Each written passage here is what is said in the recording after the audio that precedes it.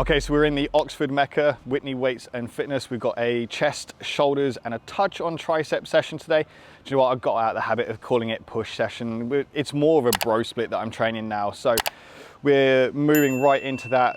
We had a refeed on the weekend just before, so we still got a little bit of energy, still got a little bit of carbs in me, so it should be good session, should get a good pump from this, and I've got a huge amount of VascuMax in me for this session, so it's gonna be quite fun just to get a bit of a posing update done at the end as well, a bit of a physique update for where I'm sitting around 7 weeks, just over 7 weeks out. So big session, a lot of volume getting pushed through today, really getting as full and round as possible, and then we're gonna have that update for you guys, just so you can see exactly how I'm looking at this point.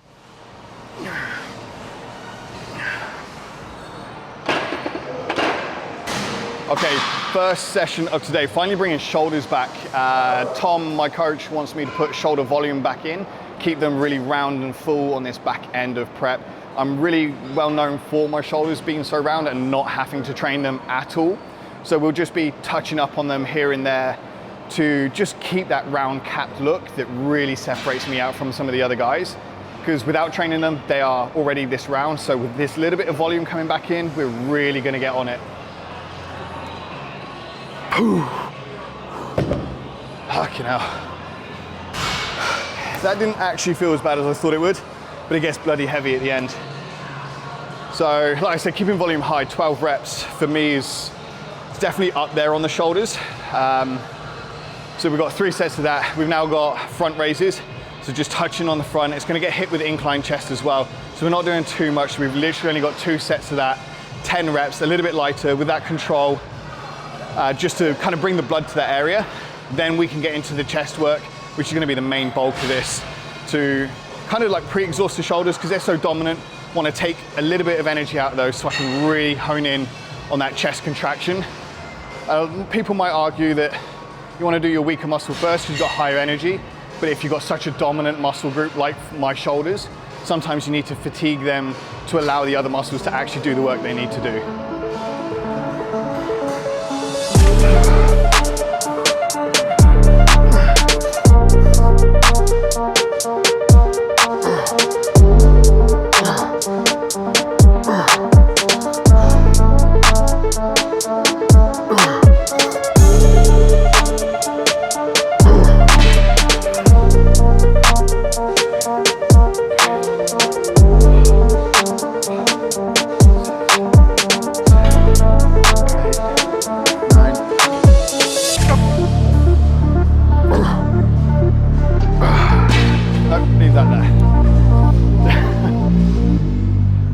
Machine press, it's only 2 rounds of 15. Well, first one was 15, second one was, I think it was 8, then 1 with a rest pause because I fatigued that quickly.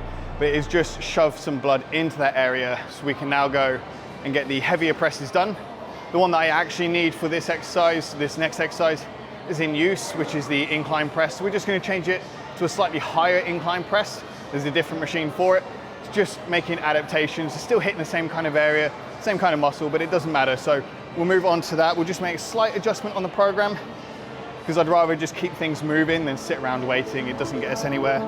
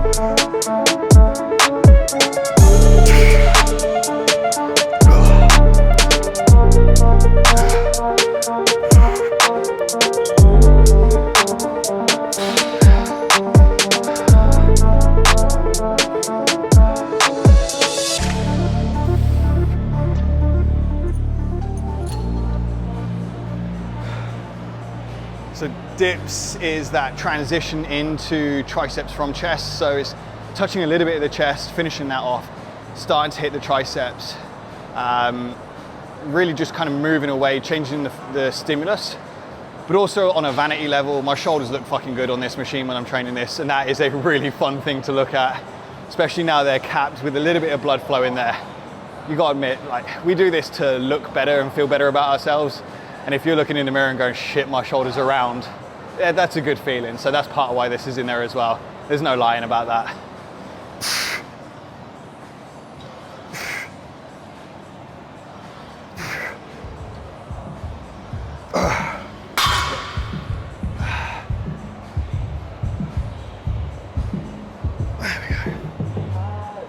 Vascu Max doing its thing. I'm quite glad I put some extra scoops in there today. I wanna tell you something new. You drove us both into a wall. I drive away into the night, and I contemplate for a while. Fucking hell. Time for the physique update. So we've just finished training chest, shoulders, and a touch on triceps. We're currently 7 weeks, 3 days out, and 198 pounds this morning on the dot. So the lightest of the whole prep. So we'll get into this, we're doing 4 rounds of posing. So we'll really start to push the physique, go through that sweat phase, and really see how we look. I wanna tell you something new. Drove us both into a wall. I drive away into the night, and I contemplate for a while. Don't you think it's funny people are testifying back my stuff and leave sooner than this? Don't you think it's funny people are testifying back my stuff and leave sooner than this? Don't you wish I would have been someone else? I wanna feel your gap without making a mess at you. Oh, won't you tell me something new? I wanna tell you something new.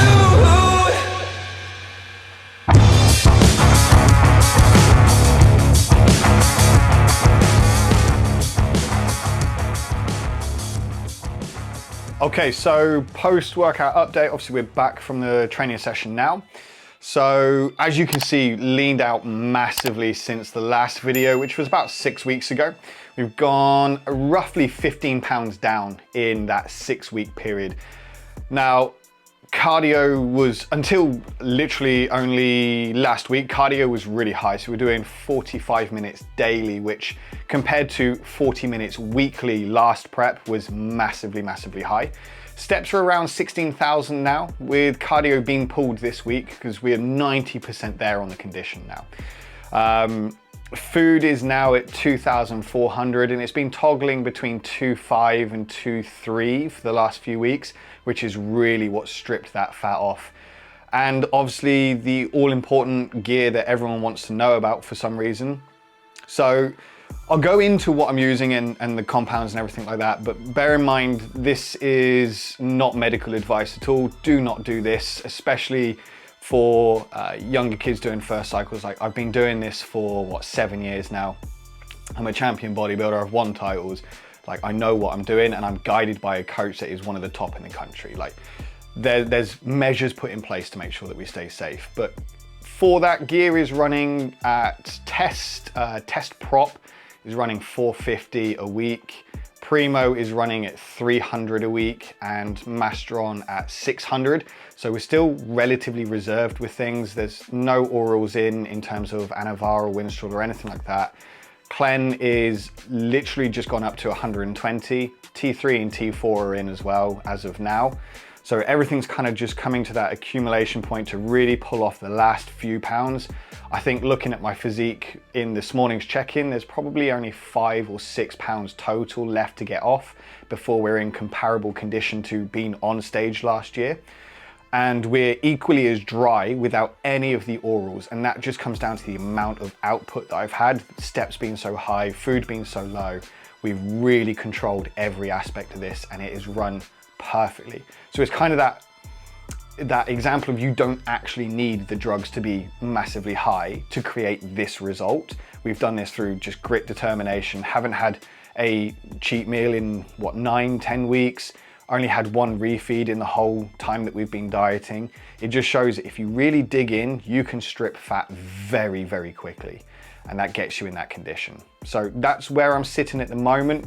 And like I said earlier, we're about 7 weeks out from the first show. 9 weeks to the second one and 11 weeks to the third one. So we've got to hold this condition for a long time, but that's going to be where the fun really sets in, is toggling that food up and down, playing with that condition and growing that muscle tissue in. So by the time you see the next video, I'll be into that growing phase and we'll be able to run you through all the changes to the food going into that, the drugs and everything like that, the training adaptations that go with that as well. But for now, this is how we're sitting. So hope that you've enjoyed this video so far. Follow along for the next one and we'll see how this next phase of prep goes.